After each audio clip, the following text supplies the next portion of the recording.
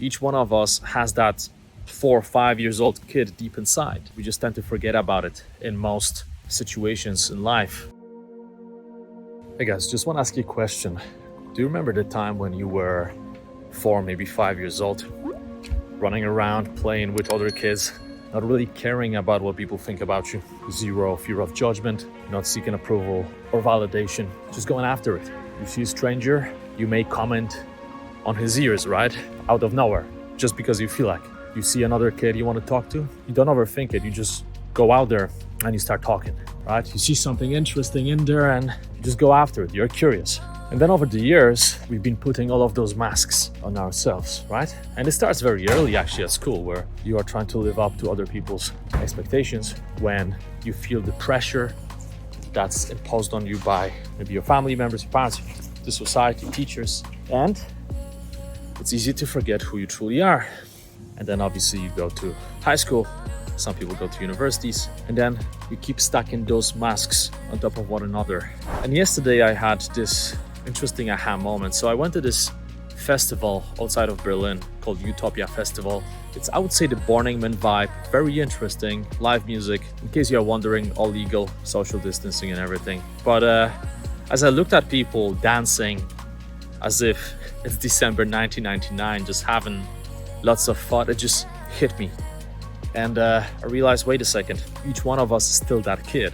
Each one of us has that 4 or 5 years old kid deep inside. We just tend to forget about it in most situations in life, right? We have those masks and they are heavy, and sometimes they make you suffocate, but they are comfortable, right? You are used to them. But it's so nice to sometimes remove those masks and just feel who you truly are deep inside. And just a thought experiment to look at people around you through a different lens, right? When you have an argument with someone, ask yourself, wait a second, how that person looked like when he or she was 4 years old?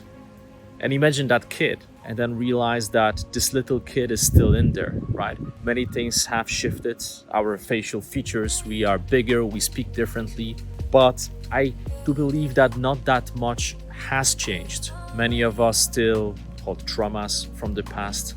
Many of us are still wired in the same way.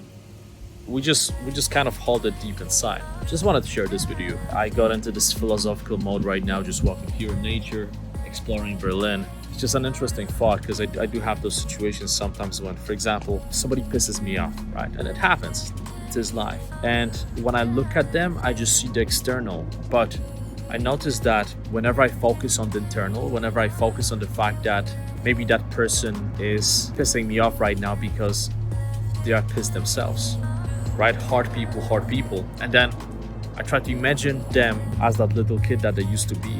But at the same time, they still are to some extent. It changes my perception of reality and of that person. So just an interesting thought experiment.